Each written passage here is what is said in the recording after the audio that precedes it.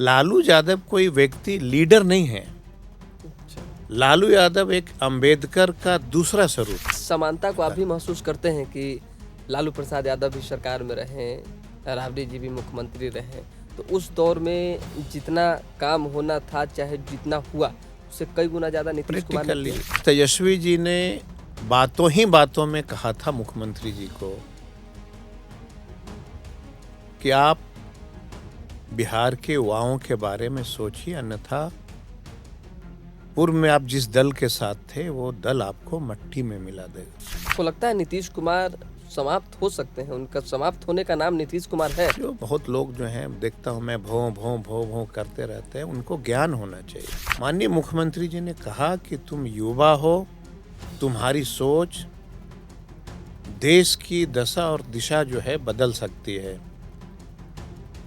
और उन्होंने यह भी कहा कि भाजपा एक ऐसा पार्टी है जो देश के संविधान को समाप्त कर देगा। लालू प्रसाद यादव की राज में जो है अपराध भी चरम पर थे। ये नई पीढ़ी उस दिन को नहीं देखा है, इसलिए उनको लगता है कि लालू जी का सत्ता अच्छा नहीं। बाहुबली होना, अपराधी होना, और दोनों दो चीज। लालू जी को जब बिहार की सत्ता यहाँ के जनता ने जब सौंपा था, उस समय के एक इतिहास दूसरा था। बदनाम क्यों हुए फिर? लालू यादव भूमिहार समाज से थे, ब्राह्मण समाज थे। तकलीफ नहीं मानेंगे, नहीं, बिल्कुल तकलीफ, चूंकि डिस्कशन हो रही है इसलिए मैंने कहा। लालू यादव अगर पिछड़े परिवार से नहीं होते तो मुझे नहीं लगता है कि आज इनको इतनी बदनामी देखनी पड़ती। 1 करोड़ के मंदिर में अगर रहते और बाकी जो 1000 करोड़ था वो गांव में अगर बच्चों के लिए स्कूल बन गया होता, अस्पताल बन गया होता, तो क्या भगवान राम आशीर्वाद नहीं देते? क्योंकि इतिहास का पन्ना अगर हम खंगालेंगे और इतिहास बताने लगे तो बहुत सारे इतिहास इसमें छिपा हुआ है। कुमार सर्वजीत मंदिर से पढ़कर इंजीनियर बने हैं या स्कूल से पढ़कर बने? स्कूल से। धीरज शर्मा आज पत्रकार हैं, तो वो मंदिर से पढ़कर पत्रकार बने हैं? मैंने क्या, मैं जब पढ़ने जाता था तो हाथ में बोड़ा और हाथ में किताब, और हम बोड़ा पे बैठ के पढ़े हैं। इस चीज को स्वीकारेंगे? लालू प्रसाद यादव ने चरवाहा विद्यालय खुलवा दिया, नीतीश कुमार ने जो है विद्यालय से महाविद्यालय खुलवा दिया, और हर पंचायत में स्कूल बन गए, कॉलेज बन गए। अब तो दुनिया भर का सुविधा और संसाधन है। छोटी सी बिटिया, छोटा सा बेटा, जब माँ बाप स्कूल काम करके लौटता है तो वो घर में खाना बनाते रहती है। तो आपका कहना है कि गांव-गांव सरकारी स्कूल खुलवा दे? एक भी कोई चैनल का मीडिया हमारे साथ चलिए, जीतन राम मांझी जी केंद्रीय मंत्री हैं, उनकी समाज के हालात देख लीजिए। देश में मंत्री बन गया, सत्ता में हवा किसकी बह रही है उसके साथ चले जाइए तो लोग को लगता है कि हम बहुत बड़े नेता हो गए। आपके पास मैंने आवाज तो उठाया? कब? मैंने उठाया। आपने भी उठाया, उन्होंने भी उठाया। मैंने उठाया, और आपकी पहुंच है इसलिए आपकी पोस्टिंग अच्छे जिला में होता है, डीएसपी। टैलेंट नहीं है क्या दलित के बच्चों में? आपकी मतलब, आपके कहने का आश क्या है? आपकी मतलब कौन? तो इक्विवेलेंट क्या नहीं हमको अधिकार मिलेगा? कौन कर रहा है ये? अब ये तो सरकार से पूछनी पड़ेगी। आप इसका जवाब जो है जीतन राम मांझी जी को, इसका जवाब चिराग भाई को देना चाहिए। तो चिराग जी पर तो सवाल खड़ा किया कि चलिए, उन्होंने कहा कि नीतीश कुमार को कभी जो है माफ नहीं करेंगे, साथ में नहीं लेंगे, उनके ऊपर FIR होगा, जेल भेजेंगे, बहुत तरह की बातें उन्होंने कही थी। नीतीश कुमार ने भी कहा था मिट्टी में मिल जाएंगे लेकिन भाजपा में नहीं आएंगे, हुआ ना? इसके पहले तेजस्वी यादव ने भी कहा था कि अब जीवन में उनको नहीं लेंगे, लिया ना?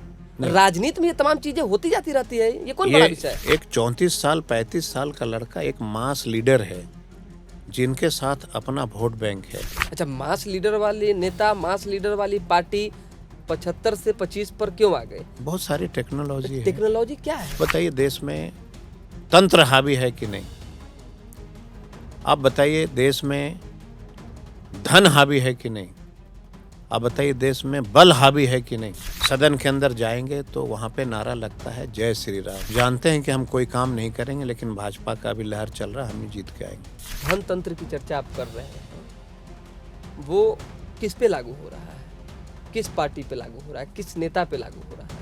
कहाँ नहीं हो रहा है? RJD में भी? जनता के अंदर ये मैसेज नहीं पहुंचे कि ये भ्रष्ट सरकार है, ट्विस्ट करता है। सवर्ण अपनी शिक्षा से, अपनी गुणवत्ता से, अपने टैलेंट से अगर आगे बढ़ रहे हैं तो वो आपकी नजर पर है, आपको खटक रहे हैं। धर्म की राजनीति बहुत ज्यादा दिन नहीं चला है, और जो धर्म की राजनीति किया है जो देश, वो मट्टी में मिल गया है। प्रधानमंत्री समुद्र में सैर कर रहे थे, कलकत्ता गए, गंगा में सैर कर रहे थे, और राहुल गांधी बिना ऑक्सीजन का जो है अंडमान निकोबार में समुद्र के अंदर घूम के मछली पकड़ के चले आए, उनको कोई नहीं दिखा रहा। संजय झा ने कभी गरीबी देखी है क्या?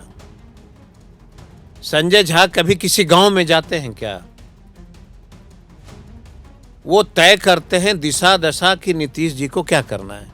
आप आसाम में चले जाइए, वहां कहा उन्होंने कि हम बांग्लादेश मुसलमानों को देखना नहीं चाहता। एक देश का कोई ऐसा पत्रकार जो जिनके बड़े चैनल हैं गांव की गरीबी को नहीं दिखा रहे। धर्म से आज से आपका क्या है कि जो हमारे देश में घुसपैठ हो रहे हैं उनको अगर भाजपा रोक रही है, वो आप लोगों को खटक रहा है, तो रोहिंग्या को, घुसपैठियों को बाहर का रास्ता दिखाया जा रहा है, चाहे बाकी मंदिर मस्जिद की बात हो रही है, मंदिर बनाए जा रहे हैं, ज़्यादा से ज़्यादा जो है लोग धर्म से अटैच हो रहे हैं, बस इन सब चीज़ों से परेशानी है। अब फिर से मैं कह रहा हूँ, आंकड़ा निकाल लो, मनमोहन सिंह के सरकार में कितने रोहिंग्या मुसलमान को देश से निकाला गया और भाजपा का सरकार में कितने मुसलमान रोहिंग्या को निकाला गया, खुद चेक कर लो।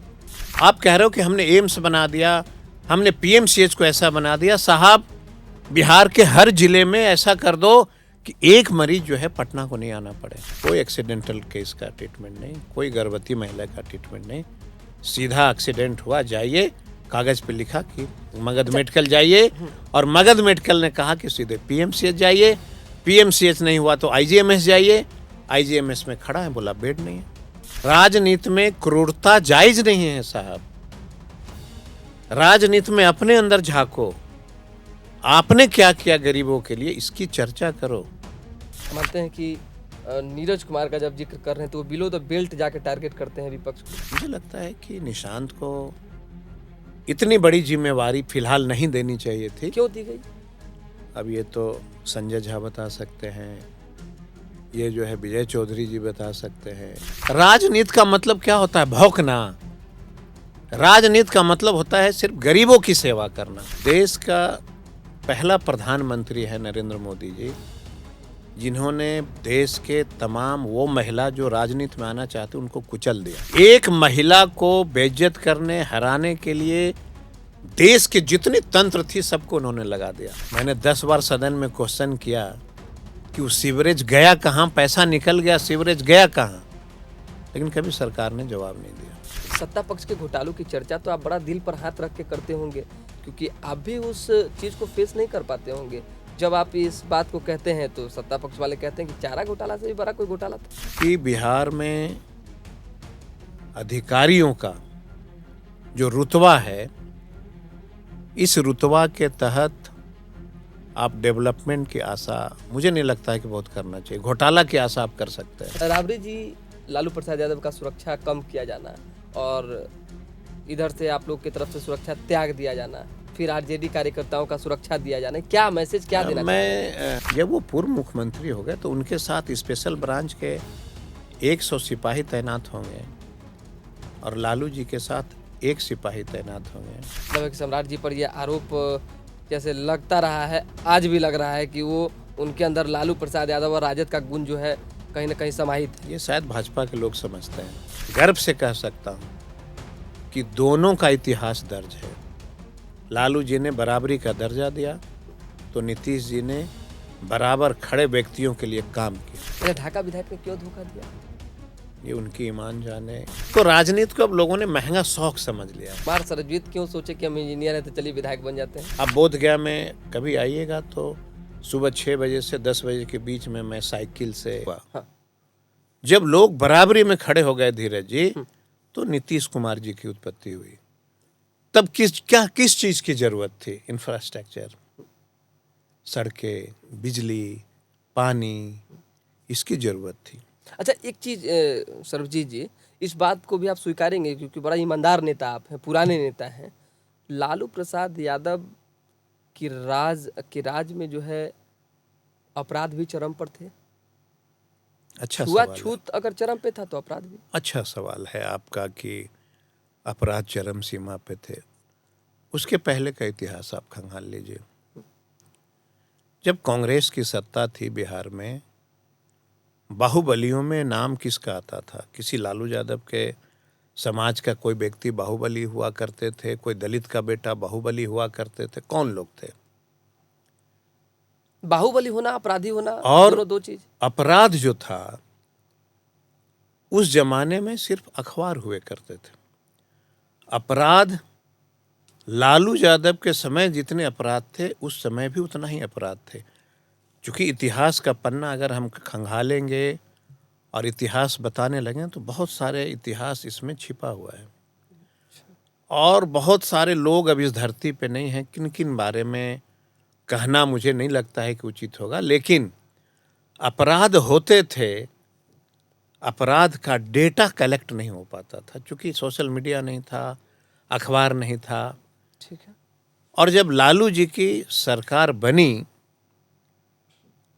तो इक्वल आप, चूंकि अगर डेटा होता उस जमाने का, अगर आप दोनों को पैरेलल में खड़ा करते तो मुझे लगता कि आप ये सवाल शायद नहीं पूछते कि अपराध था कि नहीं था। लेकिन कई तरह के अपराध होते हैं, किसी की भी सरकार रहेगी।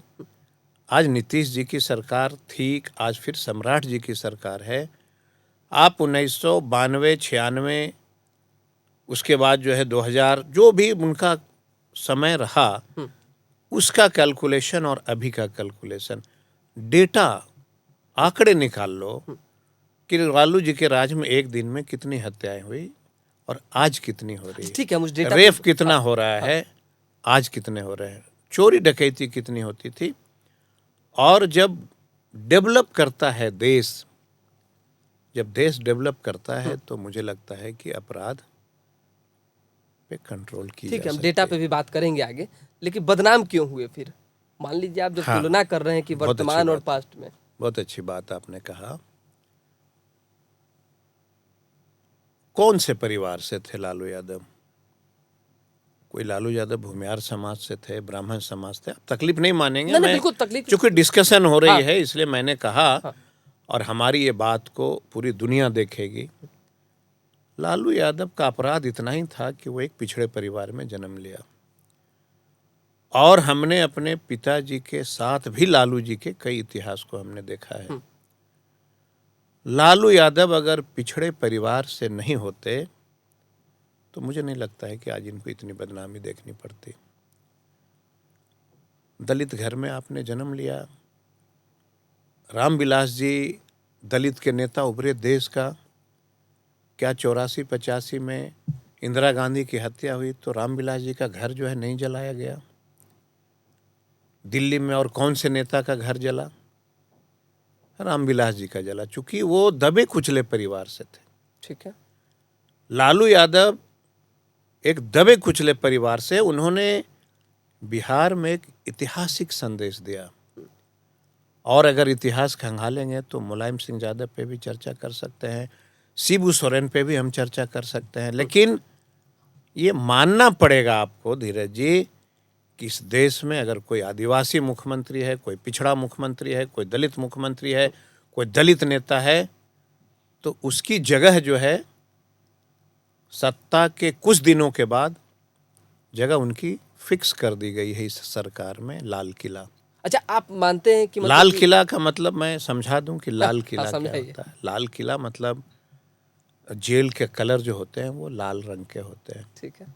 अगर आप दलित घर में जन्मे हो, आप पिछड़े घर में हो, आप अकलियत के घर में जन्म लिए हो, तो आपको वह लाल किला जाने के लिए, अगर राजनीति में आप एग्रेसिव हो रहे हो तो वो लाल किला जाने के लिए आपको तैयार रहना पड़ेगा। इसलिए कि हमारे लोग, आज भी मैं दावे के साथ कह सकता हूं कि 90% आबादी का एजुकेशन नहीं है।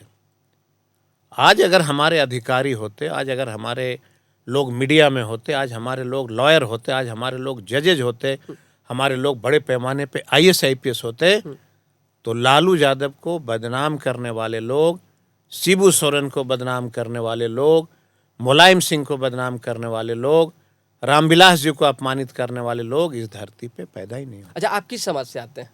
हम एक दलित परिवार से हैं। ठीक है। कितना पढ़े लिखे हैं आप?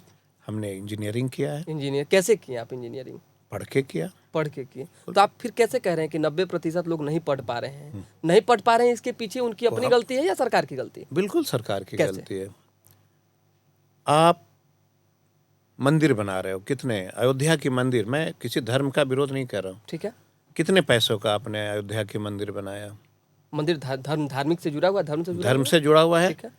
क्या भगवान राम 1 करोड़ के मंदिर में अगर रहते और बाकी जो 1,000 करोड़ था वो गांव में अगर बच्चों के लिए स्कूल बन गया होता, अस्पताल बन गया होता, तो क्या भगवान राम आशीर्वाद नहीं देते? तो आप जो आपने कहा कि हम सीतामढ़ी में 1,000 करोड़ का मंदिर बना रहे हैं। 1,000 करोड़ के घर में अगर भगवान राम, सीता मैया, भगवान कृष्ण, भोलेनाथ, बजरंगबली जो भी है, अगर 1,000 करोड़ के मंदिर में वो स्थापित होंगे तो आशीर्वाद ज़्यादा मिलेगा, और 1 करोड़ के मंदिर में रहेंगे तो आप आशीर्वाद ज़्यादा मिलेगा, ऐसा नहीं है। आप ही का सवाल आप समझ लीजिए एक बात, जी। क्या जरूरत है लोगों को? आप गांव में जाके देखिए, शिक्षा विभाग बिहार, मैं दावे के साथ कह सकता हूं कि 2010 के बाद, 2010 के पहले जो गांव में जो साधन संसाधन था उसके आधार पे जो मिडिल स्कूल बने, प्राइमरी स्कूल बने, 2010 के बाद डेटा निकाल लो कि नीतीश कुमार की सरकार ने गरीबों के लिए कितने स्कूल बनाए। पूरा डेटा, और पूरा डेटा हम इस पे, आपके पास मैं भी है, डेटा मेरे के पास साथ भी ही मैं कह रहा हूँ। हाँ। टोले बढ़े। ठीक है। नीतीश जी ने कहा कि अंतिम पैदान के लोग जहां रहते हैं वहां भी सड़कें बननी चाहिए। ये वर्ड तो नीतीश जी ने लिया। नीतीश जी ने कहा कि अंतिम पैदान वाले लोग, मतलब कि जो गांव से आबादी बढ़ी और टोले बसे, उस टोले में हमने सड़क बना दिया, लेकिन सड़क बनाने के बाद उनको शिक्षित कौन करेगा? ठीक है, हम एक सवाल बस ऐड करना चाह रहे हैं। कुमार सर्वजीत मंदिर से पढ़कर इंजीनियर बने हैं या स्कूल से पढ़कर बने? स्कूल से। धीरज शर्मा आज पत्रकार हैं तो वो मंदिर से पढ़कर पत्रकार बने हैं? मैंने स्कूल क्या से? कहा? नहीं, ये सवाल जरूरी मैंने है। कहा हाँ। कि 10% लोग हाँ। हम हैं उसमें, कि हमारे परिवारों ने हमें शिक्षित करने का बेड़ा उठाया। हम गांव के, मुझे तो आज भी याद है, मैं जब पढ़ने जाता था तो हाथ में बोड़ा और हाथ में किताब, और हम बोड़ा पे बैठ के पढ़े हैं। अच्छा, आप हमारा क्या डिमांड है? सदन के अंदर भी मैंने क्या कहा था?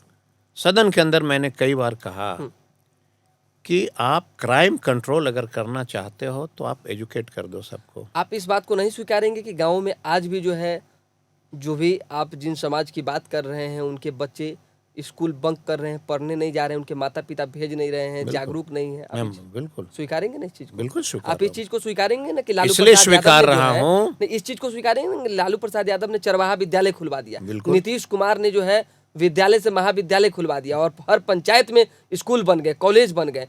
अब तो दुनिया भर का सुविधा और संसाधन है। सही, आपके नज़र में वो सुविधा हो सकता है, एक पत्रकार के नज़र में वो सुविधा हो सकती है, ठीक है। एक जनप्रतिनिधि के नज़र में वो सुविधा नहीं है। एक जनप्रतिनिधि के नज़र में वो सुविधा नहीं है। मैं आपको बता दूं, 18 किलोमीटर या 30 किलोमीटर जापान की एक छोटी सी बच्ची साइकिल से पढ़ने जाती थी। जापान के प्रधानमंत्री को जब ये पता चला न्यूज़ में कि बर्फीली इलाका में एक छोटी सी जापान की बिटिया 30 किलोमीटर, 40 किलोमीटर, 10 किलोमीटर जो भी हो, वो पढ़ने जाती है, वहाँ की सरकार ने कहा कि अब जो है इस बिटिया के लिए सिंगल एक गांव के लिए हम रेलवे ट्रैक लगाएंगे और ये बुलेट ट्रेन से स्कूल जाएगी। तो आपका कहना है कि गांव-गांव सरकारी स्कूल खुलवा दे? मेरा कहना है कि मेरे बच्चे को आप शिक्षित करो। कब? जब उसके गांव में, टोलों में उसके स्कूल होंगे। प्रेरित करना पड़ेगा बच्चों को। क्यों? क्योंकि जो घर में बच्चे हैं उनके माँ पिता सुबह 8 बजे निकल जाते हैं और निकल करके गांव के बाहर लेबर का काम करते हैं। उसको प्रेरित करने वाला कोई नहीं है कि वो हमारे बच्चे स्कूल जा सके। छोटी सी बिटिया, छोटा सा बेटा, जब माँ बाप स्कूल काम करके लौटता है तो वो घर में खाना बनाते रहती है। दोपहर का खाना, अब अपने बच्चे को संभालना। एक अगर 10 साल की बिटिया है और अगर 2 उसके छोटे भाई हैं, माँ बाप दोनों मजदूरी करने के लिए जाते हैं और खाना और बनाना और खिलाना उसकी जिम्मेवारी होती है। कैसे आएगा ये बदलाव? आपको क्या लग रहा है? यही चीज मैं जानना चाहता था। सरकार कह रही है कि हम लोगों के लिए काम कर रहे हैं। अच्छी बात है, आप काम करिए, लेकिन जो पैसे हैं, सरकार के जो पैसे हैं, जनता का जो गाढ़ी कमाई है, हमारा निवेदन तो यही रहता है हमेशा कि उसको अस्पताल में लगाओ, उसको गरीब के बच्चों को स्कूल में लगाओ। कभी सरकार ने ये जांच किया कि प्राइवेट स्कूलों में ज़रूरत है, बड़े बड़े जो स्कूल बने हैं, डीएवी है, डीपीएस है, सन माइकल है, लोयला है, ना जाने कितने स्कूल हैं, उसमें गरीब के बच्चों का सीट रिजर्व है। मैंने ये नहीं कहा कि दलित के बच्चों का सीट रिजर्व है, मैंने कहा किसी भी जाति धर्म का हो, उस गरीब के बच्चों के लिए सीट रिजर्व है। कौन स्कूल देता है? जरा हमको बताओ आप। कोई स्कूल नहीं देता है। आज भी मैं दावे के साथ कह रहा हूं कि बिहार का और देश का एक भी कोई चैनल का मीडिया हमारे साथ चलिए, जीतन राम मांझी जी केंद्रीय मंत्री हैं, उनकी समाज के हालात देख लीजिए। 100 में से अगर 99 गांव में उनके पास रहने को घर हो, उनके पास गली हो, नली हो, पीने का पानी हो, बिल्कुल नहीं है। सत्ता का सुख में चूर, वो गरीबी भूल जाते हैं। देश में मंत्री बन गया, सत्ता में हवा किसकी बह रही है उसके साथ चले जाइए, तो लोग को लगता है कि हम बहुत बड़े नेता हो गए। आप बड़े नेता तभी कहला सकते हो जब गरीबी को लिए काम अच्छा, करो। कितने प्रतिशत ऐसे और- नेता हैं राज्य के और अंदर? मैं बता देता हूं, रामविलास जी पासवानों के लीडर स्थापित हुए बिहार में। ठीक है। देश में दलितों के नेता, लेकिन बिहार में पासवानों के लीडर। हम आपसे पूछना चाहते हैं कि वही नीतीश कुमार जिन्होंने रामविलास पासवान को, बेचारे नहीं है, सॉरी, बेचारे के फिर लिए आपने उनको वही तकलीफ शब्द कहा होती जिस है, पर बवाल हुआ। मैं माफी चाहता हूं। आज रामविलास जी अगर जीवित नहीं हैं, उनको धराशायी करने के लिए मुख्यमंत्री जी ने क्या लाया था? दलित और महादलित एक ही जात, 2 बार। सिर्फ पासवानों को कहा कि ये महादलित में नहीं रहेंगे, ये दलित में रहेंगे। और मैंने जब कहा कि साहब ये गलत हो रहा है, इसके लिए आंदोलन होना चाहिए, उसके बाद फिर मैं बहुत चीज़ नहीं बताना चाहता हूँ। ना, हम चाहते हैं कि थोड़ा बहुत तो पासवान दर्शकों को बताइए। जाति हाँ। को बिहार में अगर सबसे ज्यादा नुकसान अगर किसी का है तो पासवान जाति ने झेला। टोला सेवक विकास मित्र की बहाली हुई, पासवान जाति को वंचित कर दिया गया। 40,000 टोला सेवक विकास मित्र की बहाली हुई बिहार में, पासवान जाति उसमें फॉर्म नहीं भर सकते थे। चिराग पासवान ने आवाज तो उठाया। कब? मैंने उठाया, आपने भी उठाया, उन्होंने भी उठाया। मैंने उठाया। और जब उन्होंने देखा कि एक दलित का बेटा सदन में बोल रहा है तो क्या हुआ उनको? तब उनको लगा कि दलित महादलित एक हो जाना चाहिए। और आपने कहा ना कि आप दलित हो और हम भी पत्रकार हैं, कौन सा स्कूल में पढ़े, उसी पे मैं एक बात आपको कहना चाहता हूँ। जीतन राम मांझी दलित है, रामविलास जी का बेटा, स्वर्गीय रामविलास जी का बेटा चिराग जी दलित हैं। हमको सिर्फ इतना बता दीजिए कि बिहार का कौन सा ऐसा पद है जिस पे दलित का बेटा विराजमान है? बिहार में कितने ऐसे जिला हैं जहां पे सिटी डीएसपी कोई दलित का बेटा हो? बिहार में कितने ऐसे जिला हैं जहां पे कोई दलित का बेटा एसडीओ हो? आप आंकड़ा निकालो।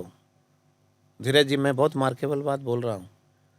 बिहार में नीतीश जी ने कहा कि एक आयोग होगा जिला में, क्या बोलते हैं उसको, जहाँ पे लोग अपील करते हैं जा कर के, जमीन की विवाद हो, कुछ भी हो, मैं भूल रहा हूँ। पूरी की पूरी उस पद पे सब दलित का बेटा है। इसलिए मैं कहा ना कि क्या अंतर है अपर कास्ट में और दलितों में? जितने अपर कास्ट के बच्चे हैं वो भी यूपीएससी बीपीएससी करके आते हैं, और दलित के बच्चे भी करके आए जितने लोग, उनकी पोस्टिंग पूरे बिहार में सेंटिंग पोस्ट पे होता है। और आपकी पहुंच है इसलिए आपकी पोस्टिंग अच्छे जिला में होता है। डीएसपी टैलेंट नहीं है क्या दलित के बच्चों में? आपकी मतलब, आपके कहने का आश क्या है? आपकी मतलब कौन? मैं चाहता हूं कि आज भी बिहार में दलित, पिछड़ा, अकलियत, सारे लोगों की वही स्थिति है। सवर्ण अपनी शिक्षा से, अपनी गुणवत्ता से, अपने टैलेंट से अगर आगे बढ़ रहे हैं तो वो आपकी नजर पर है, आपको खटक रहे हैं, नहीं, इसीलिए आप बार मैं बार नहीं, दलितों की जिक्र कर नहीं, रहे हैं। नहीं, नहीं, नहीं, नहीं, आप गलत समझ लिए। हाँ। मैं चाहता हूं बराबरी का। बराबरी का। अगर आप एक जिला में सिटी एसपी हैं, आप एक जिला में सिटी डीएसपी हैं, तो एक दलित का बेटा को भी वो अधिकार मिलना चाहिए।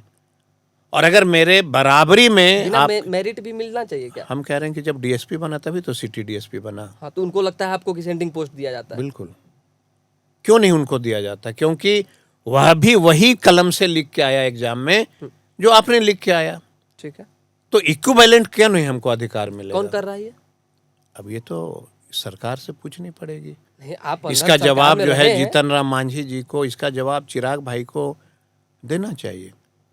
और आप अगर पूछिएगा चिराग जी से कि क्या आपने सरकार को कभी अपने राजनीतिक जीवन में, जब से आप हो, प्रस्ताव दिया? यही चिराग जी ने कहा था कि जब तक मैं जीवित रहूंगा नीतीश कुमार को समाप्त करूंगा, क्योंकि रामविलास जी को हाशिए पे लाने के लिए नीतीश जी ने सबसे अहम भूमिका निभाई थी। अरे हम तो जो बोलते हैं अपने अधिकार के लिए बोलते हैं ना, हम किसी जाति धर्म के लिए नहीं बोलते हैं। हमारा क्या डिमांड है कि गांव में बच्चों को अच्छा स्कूल बना दो। बेटियां जो हैं गांव में 10 किलोमीटर 15 किलोमीटर से वो पढ़ने आ रही है साइकिल से।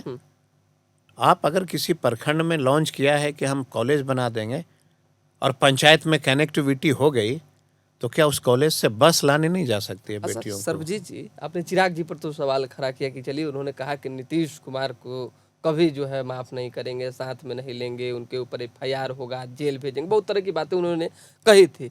नीतीश कुमार ने भी कहा था मिट्टी में मिल जाएंगे लेकिन भाजपा में नहीं आएंगे, हुआ ना? इसके पहले तेजस्वी यादव ने भी कहा था कि अब जीवन में उनको नहीं लेंगे, लिया ना? राजनीति में ये तमाम चीजें होती जाती रहती है, ये कौन बड़ा विषय है? मतलब कि ये हम लोग मान लें कि राजनीति में अगर ये होती जाती रहेगी तो गरीबी की बात नहीं करेगा कोई। तो आप अपने ऊपर भी लागू कीजिए, बोलिए कि नहीं ले रहे तो नहीं लेंगे। नहीं, गरीबी की बात करेगा कि नहीं कोई? क्यों नहीं करेगा? क्या हर नेता सत्ता का कहीं सुख ही भोगना चाहेगा? अगर सत्ता का सुख भोगने का आदि तेजस्वी यादव होते तो बिहार में मास वोट का मालिक कौन है?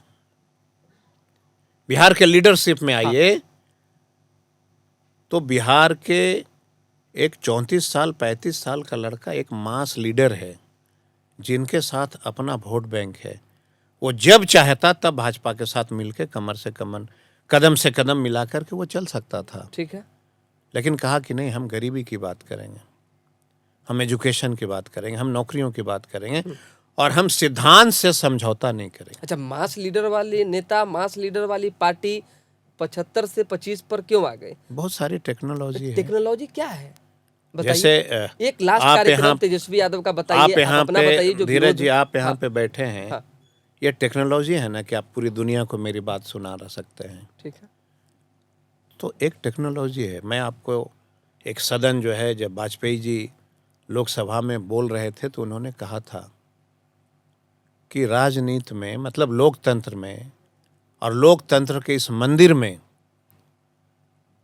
अगर पैसा हावी हो जाएगा, मतलब धन और बल हावी होगा, तंत्र हावी होगा, तो कोई गरीब का बेटा इस सदन में नहीं पहुंच पाएगा। आप बताइए देश में तंत्र हावी है कि नहीं? आप बताइए देश में धन हावी है कि नहीं? आप बताइए देश में बल हावी है कि नहीं? हम तो लोगों को बस यही आग्रह करते हैं कि राजनीति, मतलब लोकतंत्र की मंदिर जो है ना, ये सभी जाति धर्मों के लिए बना है। ठीक है। आप देखेंगे नई बदलाव जो है, सदन के अंदर जाएंगे तो वहां पे नारा लगता है जय श्री राम। साहब वो मंदिर है ना, सब धर्म का है ना।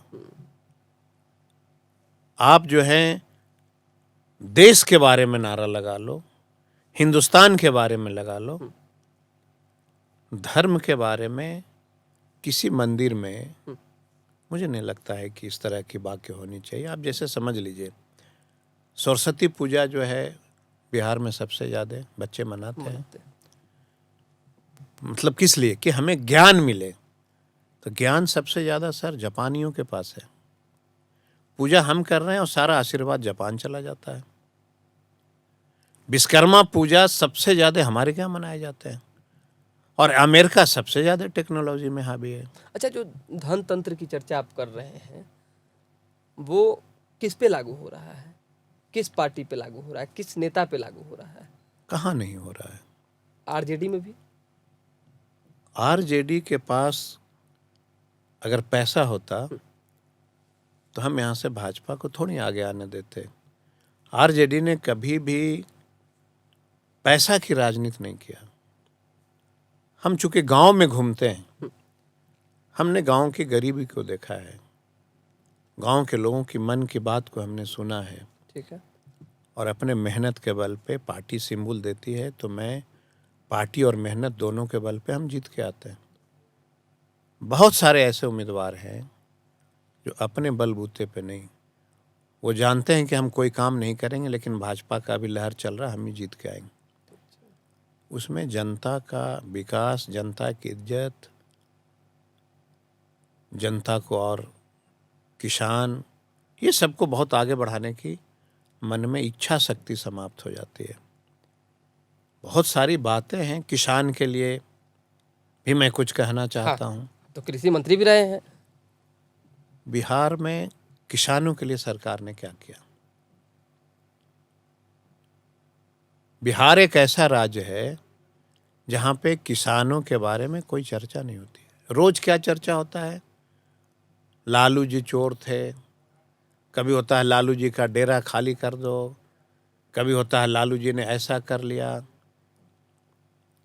साहब, सत्ता आपको जनता ने जो सौंपा है वो इस बात का डिस्कशन के लिए नहीं सौंपा है। इस बात के लिए सौंपा है कि सुखाड़ एक तरफ और बाढ़ एक तरफ। बाढ़ से निजात हमको कैसे मिलेगा, सुखाड़ से निजात कैसे मिलेगा? आपने देखा है कभी? अभी मुख्यमंत्री का बने हुए कितने समय हो गए? जलवायु परिवर्तन किसानों को कमर तोड़ रही है। रिसर्च करना पड़ेगा, रिसर्च होना चाहिए बिहार में, अलग से सेल होना चाहिए कि किसान जलवायु परिवर्तन के चलते परेशानी झेल रहा है, किसानों के लिए क्या करना चाहिए। कुछ नहीं। जैसे ही इसके नेता, इसके अधिकारी किसी घोटाला में पकड़ाएंगे तो लालू यादव ने ऐसा कह दिया, लालू यादव, चूंकि जनता के अंदर ये मैसेज नहीं पहुंचे कि ये भ्रष्ट सरकार है, ट्विस्ट करता है। कल ही मैंने एक पत्रकार महोदय को कहा कि काहे पीछे पड़े हो? लालू जी का डेरा में लोग खड़े हैं, सिक्योरिटी हट गया। अगर इतना मेहनत किसी दलित के गांव में जाके किए होते कि यहाँ सड़कें नहीं है, नाली नहीं है, पानी नहीं है, पीने को पानी के लिए मर रहा है लोग। आपने देखा है किसी चैनल को गांव में जा कर के कि बड़ा जरा बता दो? सोशल मीडिया के लोग, जो गांव में अब सोशल मीडिया के लोग काम कर रहे हैं, वो तो दिखा रहे हैं। एक देश का कोई ऐसा पत्रकार जो जिनके बड़े चैनल हैं गांव की गरीबी को नहीं दिखा रहा है, गांव के एजुकेशन को नहीं दिखा रहा है, उसके जीवन शैली को नहीं दिखा रहा है, किसान के हालात पे चर्चा नहीं कर रहा है। क्या भाई, बस प्रधानमंत्री समुद्र में सैर कर रहे थे, कलकत्ता गए, गंगा में सैर कर रहे थे, और राहुल गांधी बिना ऑक्सीजन का जो है अंडमान निकोबार में समुद्र के अंदर घूम के मछली पकड़ के चले आए, उनको कोई नहीं दिखा रहा। तो पत्रकारिता की जिम्मेवारी है गांव की जमीनी हकीकत को दिखाना। अच्छा, आपने नीतीश कुमार की जब तारीफ की तो आपको नहीं लगता कि गांव में विकास, मैंने तारीफ उनके नहीं, काम की मैंने कहा कि नीतीश जी की जो जिम्मेवारी मिली और लालू जी की जो जिम्मेवारी मिली, लालू जी का जो जिस समय वो राजनीति में आए थे उस समय बिहार में एक अलग तरीके का माहौल था। उनको वो जिम्मेवारी थी सबको बराबरी में लाना, उन्होंने किया। विकास केवल बाबा साहब का केवल विकास छोड़कर, माइनस विकास ओनली फॉर, मैं उसको भी जोड़ाना शुरू कर दूंगा कि लालू जी ने क्या क्या किया। हम उस पर चर्चा नहीं करेंगे। ठीक। लालू जी के समय जो लालू जी किया करते थे उसमें आज, आर्यावर्त, ये छपता था। वो इस समय कहाँ था ऐसा? उनकी बातें छुपी की छुपी रह गई। नीतीश जी के समय में ये माइक आ गया, अखबारें आ गए, सोशल मीडिया आ गए, बहुत सारे चैनल आ गए, दिखाने लगा। लेकिन मैं आज भी कहता हूँ कि अगर नीतीश कुमार जी ये गलती नहीं किए होते तो उनके अंदर जो विचार था वो गरीबी को बड़ी नज़दीकी से देखा है और उन्होंने गरीबों के लिए वो काम करना पसंद करते थे। उनके साथ कुछ लोग आ गए। अब जैसे मैं नाम ही ले लेता हूँ, संजय झा ने कभी गरीबी देखी है क्या? संजय झा कभी किसी गांव में जाते हैं क्या? वो तय करते हैं दिशा दशा कि नीतीश जी को क्या करना है। आप कभी गांव में नहीं गए, आप कोई मास लीडर नहीं हो, आप नीतीश जी को बता रहे हो। इसीलिए तेजस्वी जी ने कहा था कि कुछ लोग आपके साथ हैं जो आपको भटका रहे हैं। हम लोगों ने देखा है। मैं कोई डर से मैं जो हकीकत है वो मैं नहीं रोक सकता हूं। मैं हकीकत कह रहा हूं कि कई बार मुख्यमंत्री ने कहा कि भाजपा देश के संविधान को समाप्त कर देगा, लेकिन आपने उसको पाठ दिया ये कहते हुए कि राजनीति में सब जायज है, कोई कुछ बोलता है। हो सकता है कि नीतीश जी की भावना उस समय यही रही हो कि राजनीति में जो बोलना है बोल के चले जाओ। वो तो बोलते लेकिन गड़बड़ जो करने लोग वाले हैं लोगों के साथ क्यों रहे? गड़बड़, अगर आप इंतजार करो, मैं आज भविष्यवाणी कर रहा हूं, चूंकि देश में आज मैं कह रहा हूं आपके इस जगह पे, और ये बात बहुत लंबे अरसों के बाद आप याद करना कि आपके स्टूडियो में किसी ने कहा था देश में बहुत बड़ी आंदोलन खड़ी होगी नौजवानों की। धर्म की राजनीति बहुत ज्यादा दिन नहीं चला है और जो धर्म की राजनीति कर किया है जो देश, वो मट्टी में मिल गया है। उस देश में बगावत हुए हैं। धर्म से कोई देश नहीं चलता है। देश चलता है इंफ्रास्ट्रक्चर से, इंडस्ट्री से, नौकरी से, विकास से, डेवलपमेंट से। जो कहीं भी हो, आप आसाम में चले जाइए, वहां कहा उन्होंने कि हम बांग्लादेश में मुसलमानों को देखना नहीं चाहता हूं। बंगाल में जाते हैं, बोलते हम मुसलमानों को देखना नहीं चाहते हैं। बिहार में अमित शाह आया, कहा मैं मुसलमान, रोहनिया मुसलमान को देखना नहीं चाहता हूं। हमने पूछा सदन के अंदर कि जरा बताओ कितने रोहनिया मुसलमान को आपने पकड़ा? 0। अच्छा, हम वहीं आ रहे हैं। एक सवाल है मेरा। आपने कहा कि धर्म से देश नहीं चलता है। धर्म से आज से आपका क्या है कि जो हमारे देश में घुसपैठ हो रहे हैं उनको अगर भाजपा रोक रही है, वो आप लोगों को खटक रहा है, रोहिंग्या को, घुसपैठियों को बाहर का रास्ता दिखाया जा रहा है, चाहे बाकी मंदिर मस्जिद की बात हो रही है, मंदिर बनाए जा रहे हैं, ज़्यादा से ज़्यादा जो है लोग धर्म से अटैच हो रहे हैं, बस इन सब चीज़ों से परेशानी है कुमार सरजीत को। एक राजा थे, अपने मंत्रियों को कहा कि मेरा राजपाट कैसा चल रहा है? कहा कि हुजूर आपसे बढ़िया कोई राजा नहीं हो सकता। राजा निकल गए भेष बदल के और कहा कि हम सुनते हैं। चौराहा पे जो बात सुनी, दूसरे दिन उन्होंने कैबिनेट की बैठक बुलाई। कहा कि आपने तो हमें क्या कर दिया? क्या हुआ हुजूर? बोला हर चौराहे पे मुझे बेइज्जत किया जा रहा है, हर चौराहे पे मुझे गाली दी जा रही है। कहा हुजूर गलती तो हो गई, धर्म के आपके पास जो हमने रखा सब छुपा के रखा, लेकिन आपको बचा भी लेंगे हम। बोला आप लोगों ने तो कभी रोजगार नहीं देने दिया, आप लोगों ने कभी कोई जनता के लिए काम नहीं करने दिया, हमको अंधकार में रखा। तो हुजूर ऐसा करिए, रात को चलिए एक पहाड़ पे, और कहा कि भोलेनाथ का एक शिवलिंग रख देते हैं। बड़ा सा एक शिवलिंग रख दिया भोलेनाथ का, और पूरे राज्य में ढिंढोरा पीट दिया कि साक्षात भोलेनाथ का इस राजा ने दर्शन किया। और साहब लाइन लग गई पूरी देश का कि ये राजा तो साक्षात भोलेनाथ है, इसने भोलेनाथ का दर्शन कर लिया। और जितनी कमजोरियां थी राजा का, धर्म के नाम पे सब छुप गया। वो निकम्बे राजा होते हैं जो धर्म के बारे में बात करते हैं। हमारा हिंदुस्तान एक दुनिया में ऐसा देश है जो सर्वधर्म से संपन्न देश है। ये सोने की चिड़िया क्यों कही गई थी? हर 5 किलोमीटर पे भाषाएं बदलती है, हर 5 किलोमीटर पे धर्म बदलता है, इसलिए ये सोने के चिड़िया था। मत करो प्रहार। और आपने कहा कि हम रोहनिया को निकालना चाहते हैं देश में। आप फिर से मैं कह रहा हूं, आंकड़ा निकाल लो, मनमोहन सिंह के सरकार में कितने रोहनिया मुसलमान को देश से निकाला गया और भाजपा का सरकार में कितने मुसलमान रोहनिया को निकाला गया। खुद चेक कर लो आप। भाजपा से 1 लाख गुना ज्यादा मनमोहन सिंह के सरकार में रोहनिया मुसलमान को वापस भेजा गया था। हम कोई धर्म के खिलाफ नहीं हैं। माँ बाप धर्म, यही एक 3 चीज ऐसा है जिसकी पूजा की जाती है।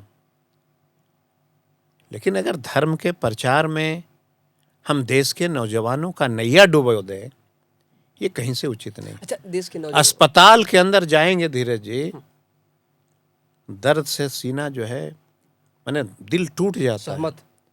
सहमत। एक व्यक्ति को इमरजेंसी में एडमिट नहीं होता है। बिल्कुल। आप कह रहे हो कि हमने एम्स बना दिया, हमने पीएमसीएच को ऐसा बना दिया। साहब, बिहार के हर जिले में ऐसा कर दो कि एक मरीज जो है पटना को नहीं आना पड़े। हम तो इसी की चर्चा तो कर उप रहे हैं। स्वास्थ्य केंद्र की बात सरकार कर रही है जिला और हम पंचायत सवाल पंचायत कह रहे अस्पताल हैं खोलेंगे। कि अच्छा, आप एक बार रजिस्टर पे भी सर्वे करना, एक ऐसा प्रखंड ले लेना, एक विधानसभा, उसका आप 6 महीने का डेटा निकाल लेना कि ये प्रखंड के अस्पताल में सीरियस कितने पेशेंटों का इलाज हुआ। सिर्फ सर्दी और बुखार, कोई एक्सीडेंटल केस का ट्रीटमेंट नहीं, कोई गर्भवती महिला का ट्रीटमेंट नहीं। सीधा एक्सीडेंट हुआ, जाइए, कागज पे लिखा कि मगध मेडिकल जाइए, और मगध मेडिकल ने कहा कि सीधे पीएमसीएच जाइए। पीएमसीएच नहीं हुआ तो आईजीएमएस जाइए। आईजीएमएस में खड़ा है, बोला बेड नहीं है। तो मैंने ये कहा कि हाजीपुर में जो मंदिर बना रहे हो 1000 करोड़ का, सीतामढ़ी में बना रहे हो, उसमें से भव्य मंदिर बना दो, 1 करोड़ में बहुत अच्छा मंदिर हो जाएगा।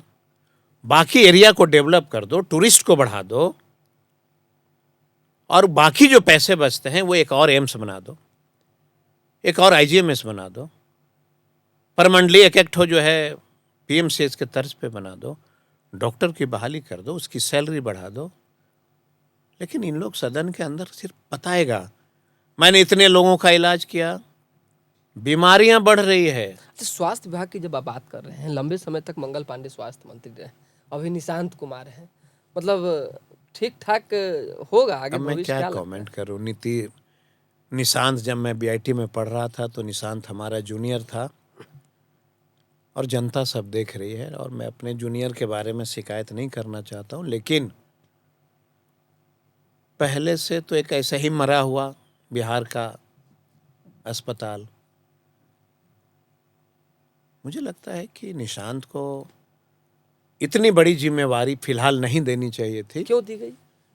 अब ये तो संजय झा बता सकते हैं, ये जो है विजय चौधरी जी बता सकते हैं, अशोक भैया जो हैं अशोक चौधरी जी बता सकते हैं। अब उनकी पार्टी है, उन लोगों ने क्यों दिया। बहुत सारी गंभीर समस्याएं हैं धीरज जी बिहार में, और हम लोगों की हम आत्मा रोती है। तोता है, देखिए जदयू ने कुछ तोता को तैयार रखा, भाजपा को कुछ, जैसे हमारे, मैं एक देखता हूँ, एक प्रवक्ता है नीरज जी, मैं सोचते रहता हूँ कि कहाँ से इनको ये सब संस्कार मिला था। इंसान कभी इतना क्रूर नहीं हो सकता है, कुछ ना कुछ खोट है। राजनीति में क्रूरता जायज नहीं है साहब। राजनीति में अपने अंदर झांको, आपने क्या किया गरीबों के लिए, इसकी चर्चा करो। कभी एक लिस्ट भी जारी कर दिए होते कि मैं इतने दिन से एमएलसी हूं, मैंने इस गरीब के गांव में एक सामुदायिक भवन दे दिया, मैं इस दलित के गांव में एक ने स्कूल खोल दिया, मैं इस गरीब को मैंने इलाज करा दिया। इस तरह की कोई भाषा नहीं बोलता। मैं इसलिए कह रहा हूं कि राजनीति कहां जा रहा है, ईर्ष्या की भावना क्यों हावी हो रही है, नौजवान एग्रेसिव क्यों हो रहा है, तंत्र फेल क्यों हो रहा है, लोकतंत्र कमजोर क्यों हो रहा है। हम तो सिर्फ इसी पे चर्चा करना चाहते हैं। आप मानते हैं कि नीरज कुमार का जब जिक्र कर रहे हैं तो वो बिलो द बेल्ट जाके टारगेट करते हैं विपक्ष को, इस चीज को स्वीकार रहे हैं? सवाल टारगेट का नहीं है ना। मैंने कहा टारगेट आप भौंकते रहो, आपको कोई पोसने वाला नहीं है। मैं संस्कार की बात कर रहा हूँ कि ईश्वर ने, मेरे माँ पिता ने मुझे ऐसा संस्कार दिया है कि मैं राजनीति में हूँ, मैं किसी व्यक्ति विशेष पे हमला नहीं करता हूँ। अच्छा, युवाओं हम को काम करते हैं, हाँ। गरीबों के लिए काम करिए। राजनीति का मतलब क्या होता है? भौंकना। राजनीति का मतलब होता है सिर्फ गरीबों की सेवा करना। आप अस्पताल जाओ, कोई क्षेत्र का व्यक्ति मर रहा है, जाओ उसको देखो, उसकी बेटी की शादी में मदद करो, कोई अच्छे स्कूल में पढ़ रहा है तो उसको पढ़ाओ। ये न राजनीति का गुण है। ईर्ष्या का आपने जिक्र किया है कि ईर्ष्या की भावना राजनीति में नहीं होनी चाहिए। वर्तमान में अभी जो फ्लैट खाली करवाने की सब बात, जगह। बंगला खाली करवाने की बात, चाहे सब जगह मैं सुरक्षा देखो, की मैं बात, देखा कि एक घटना घटी थी जिसमें पूरे देश में हलचल मच गया कि महिला को अपमान किया गया, महिला को अपमान किया गया। मैं उस पर एक लाइन सिर्फ कहना चाहता हूँ। आपने इस पर कहा भी था। देश का पहला प्रधानमंत्री है नरेंद्र मोदी जी, जिन्होंने देश के तमाम वो महिला जो राजनीति में आना चाहते उनको कुचल दिया। ममता बनर्जी एक महिला को बेइज्जत करने, हराने के लिए देश के जितने तंत्र थी सबको उन्होंने लगा दिया। अच्छा नहीं लग रहा था उनको कि एक देश की एक महिला जो है चीफ मिनिस्टर है। राबड़ी देवी के ऊपर प्रहार, प्रथम महिला मुख्यमंत्री बिहार की।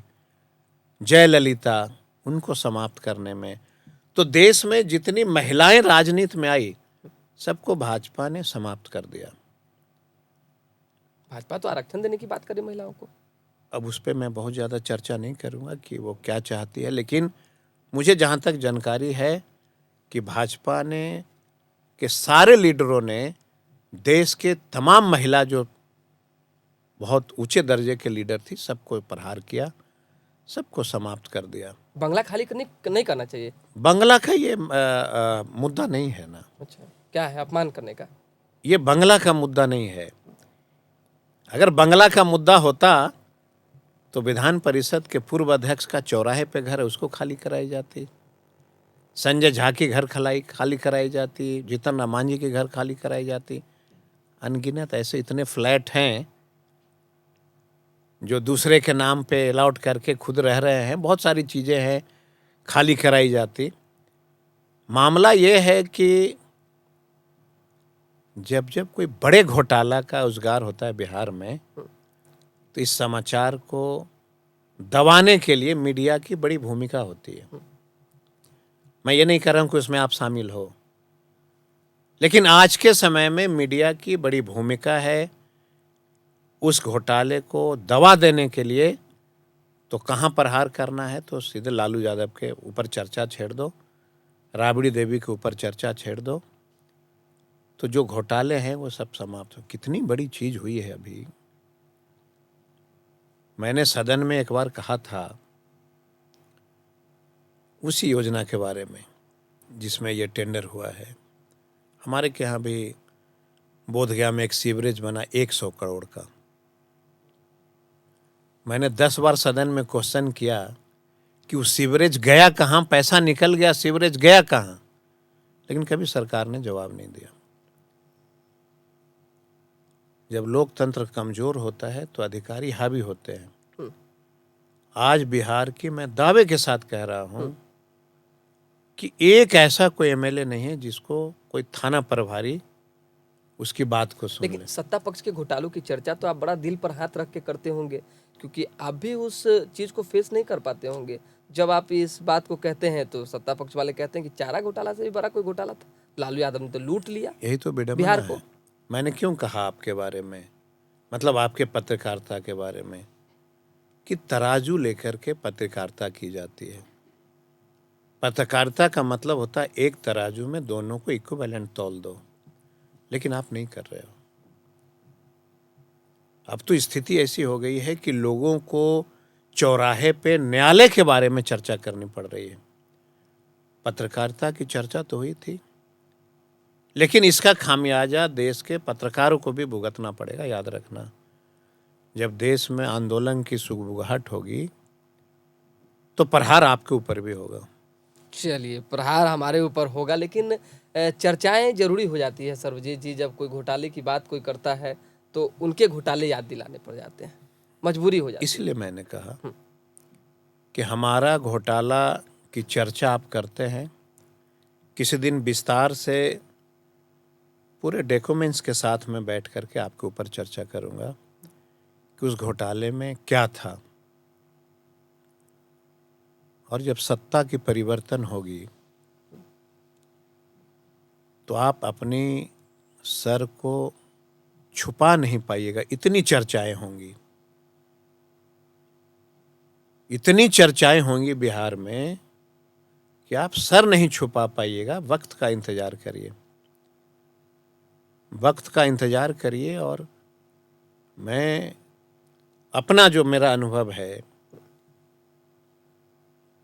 कि बिहार में अधिकारियों का जो रुतबा है, इस रुतबा के तहत आप डेवलपमेंट की आशा मुझे नहीं लगता है कि बहुत करना चाहिए। घोटाला की आशा आप कर सकते हैं। अच्छा ठीक है, एक दो और सवाल ले लेते हैं। राबड़ी जी, लालू प्रसाद यादव का सुरक्षा कम किया जाना और इधर से आप लोग की तरफ से सुरक्षा त्याग दिया जाना, फिर आरजेडी कार्यकर्ताओं का सुरक्षा दिया जाना, क्या मैसेज क्या देना चाह रहे हैं? क्या देना चाहते हम तो सिर्फ यही कहना चाहते हैं कि जिस घर में दो दो पूर्व मुख्यमंत्री रहा हो, नीतीश जी अभी मुख्यमंत्री नहीं है।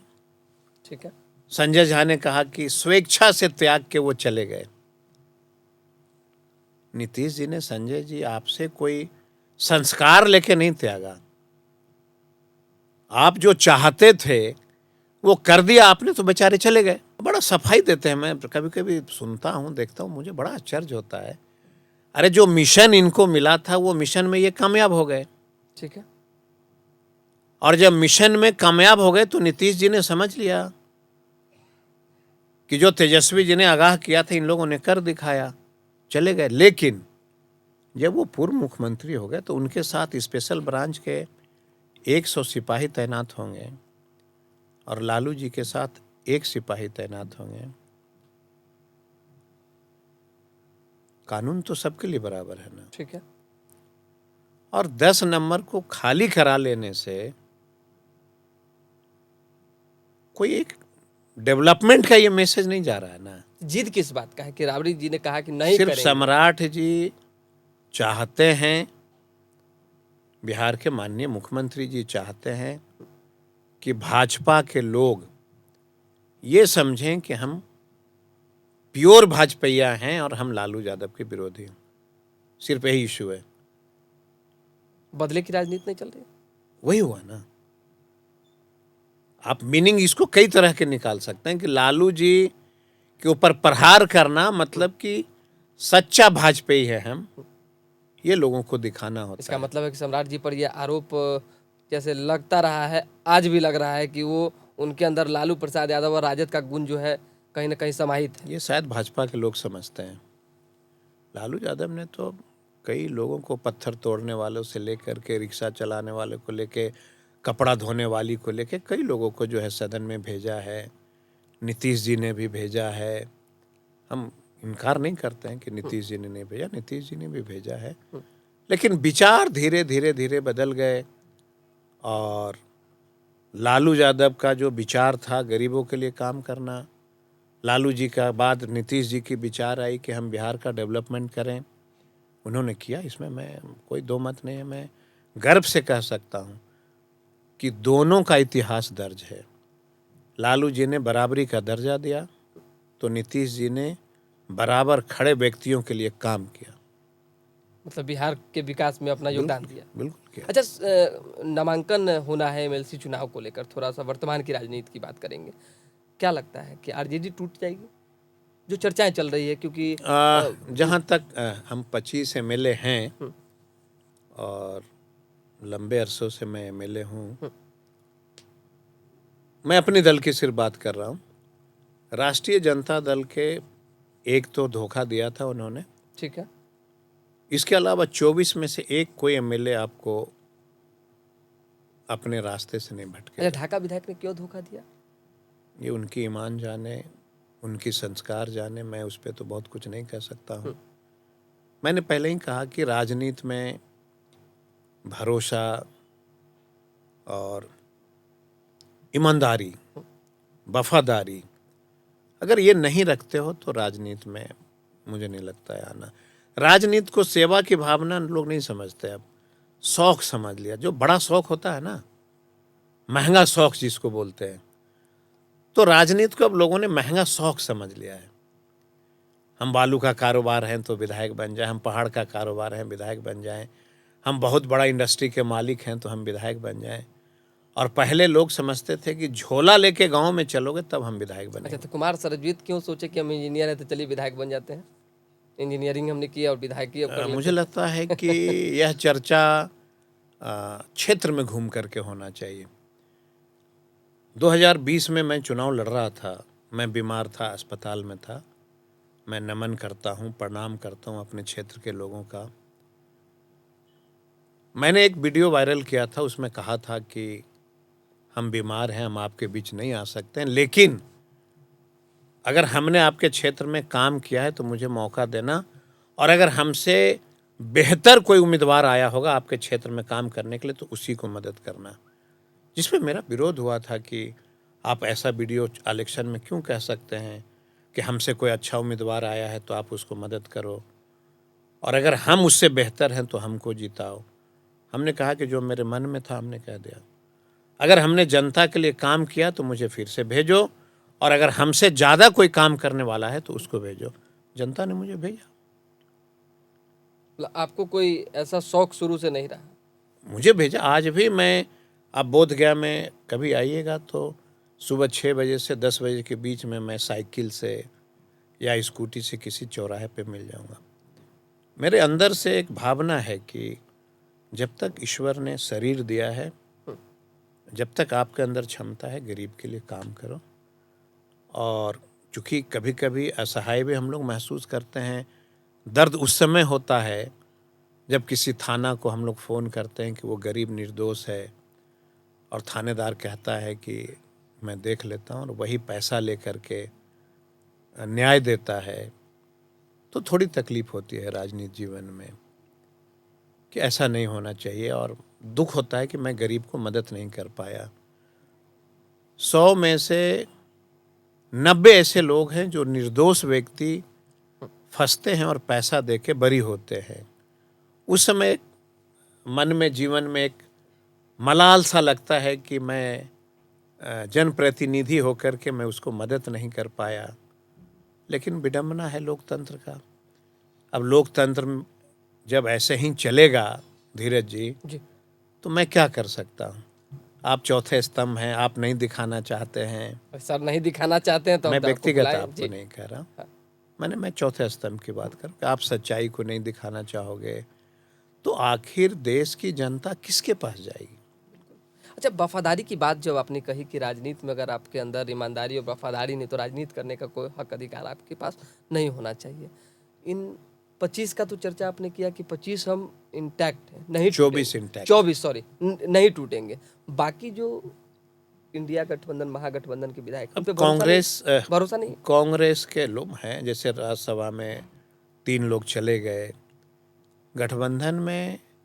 गठबंधन के नेताओं की भी नैतिक जिम्मेवारी होती है कि अपने लोगों को अपने मुख्य धारा से जोड़ो, अपने सिद्धांत से जोड़ो। लेकिन इस पे भी एक लाइन में चर्चा करना चाहता हूँ कि ये सिचुएशन क्यों हो रहा है देश में। हम सिर्फ बिहार की बात नहीं कर रहे। देश में जो मैंने कहा ना कि वाजपेयी जी ने कहा कि धन बल का प्रयोग होगा तो गरीब नहीं बन पाएगा। राजनीति में प्रचलन हो गया कि ये तो इंडस्ट्री का मालिक है, फॉर्च्यूनर से चलता है, इसको एमएलए बना दो।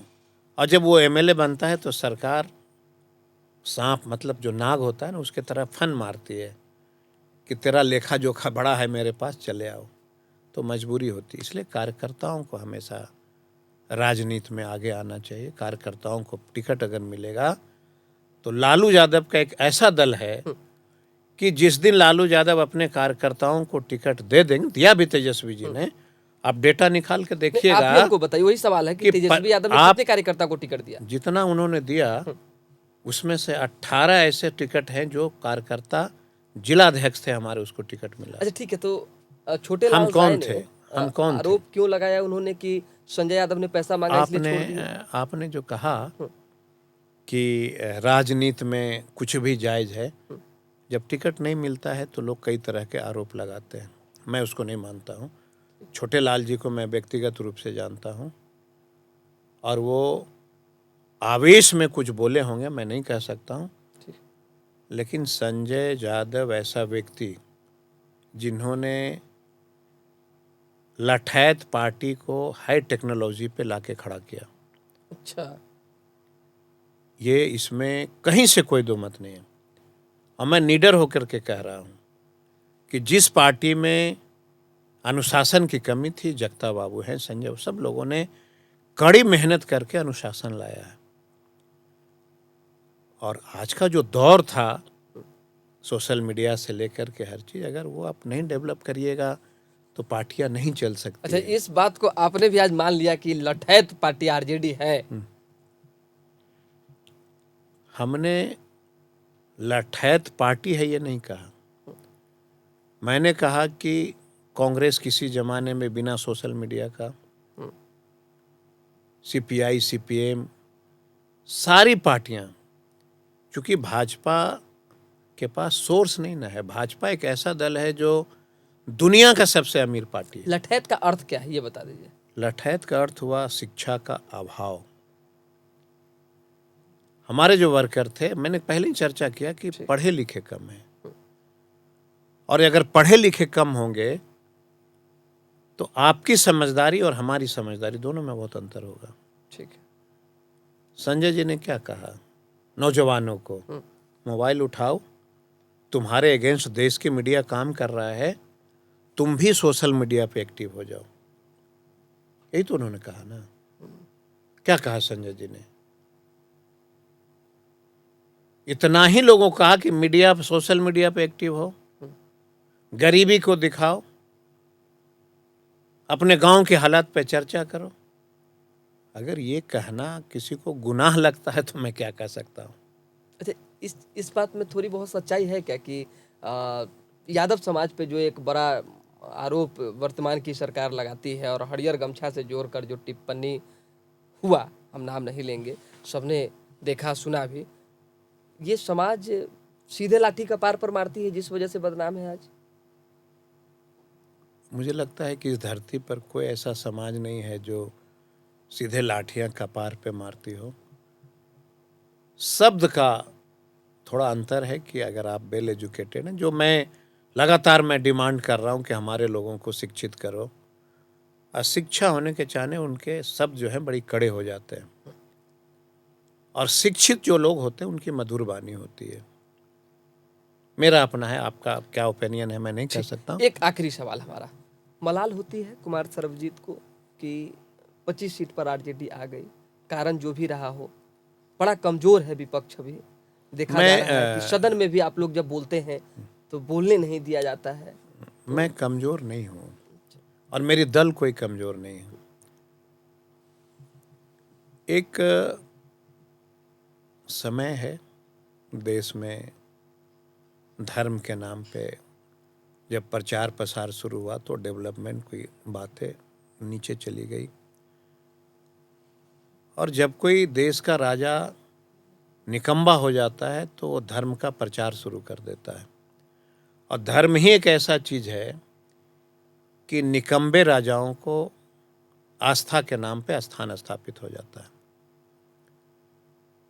लेकिन अब देश के लोग समझ रहे हैं, और राष्ट्रीय जनता दल के कार्यकर्ता और देश के कार्यकर्ता जिस दिन ये समझ लेंगे कि मुझे धर्म मेरी आस्था है, उसको वहीं रहने दो, हमें रोजगार नौकरियां चाहिए, उस दिन 24 घंटा के अंदर भाजपा देश में कहीं नहीं दिखेगी। 24 घंटा के अंदर? सिर्फ समझदारी होनी है लोगों को, धीरे धीरे समझ जाएगा।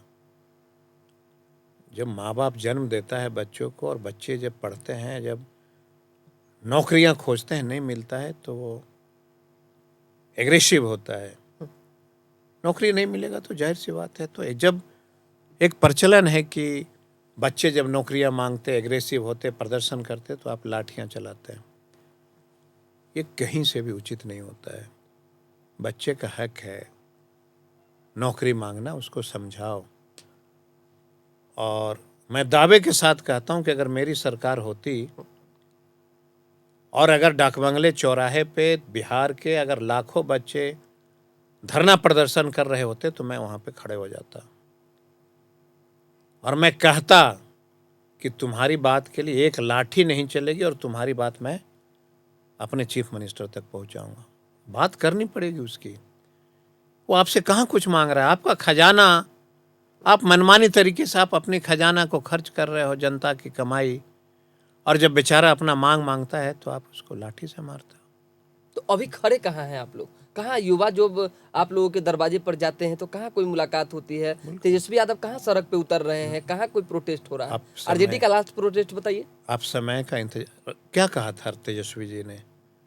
कहा था कि मुख्यमंत्री बनो, 6 महीना में इंतजार करूंगा। हम सड़क पर उतरेंगे, वो कहेगा कि 2 महीना भी नहीं हुआ है काम करने में हमको और आपको पेट में दर्द हो गया। हमने कहा 6 महीना काम करो, 6 महीना बाद उतरेंगे। 6 महीना के बाद उतरेंगे। हमारी संगठन पे काम हो रही है, हम संगठन पे काम करेंगे। हम फिर से लोगों को बीच जाएंगे, जागरूक करेंगे और बताएंगे कि तुम्हारा अधिकार को क्यों वंचित किया जा रहा है। और फिर से मैं अंत में एक बात कह रहा हूं राजनेताओं को कि ईर्ष्या की भावना से राजनीति बड़ी लंबी दूरी तय नहीं करती है। प्रेम स्थापित करके सबके लिए काम करिएगा, जनता के लिए काम करिएगा तो लंबा रेस का घोड़ा बनिएगा। क्योंकि आपके द्वारा ही कहा गया कि राजनीति में सब जायज है। हो सकता है एक वक्त आएगा जब मेरे पास हम घोड़े के ऊपर होंगे और आप घोड़े के नीचे होंगे, तो घोड़ा का लताड़ तो आपके ऊपर भी पड़ेगा। आपका निशाना सम्राट चौधरी पर है, बोल नहीं पा हमारा रहे, नाम निशाना नहीं ले किसी पे नहीं होता है, नाम नहीं ले रहे। हमारा निशाना किसी पे नहीं होता है। हम तो हाथ जोड़ के सबसे नम्र निवेदन करते रहता हूं कि राजनीति की जो परिभाषा चल रही है वो अच्छी नहीं है। ईर्ष्या की भावना से देश की राजनीति तरक्की की ओर नहीं ले जाएगी, हाशिए पे रहिएगा।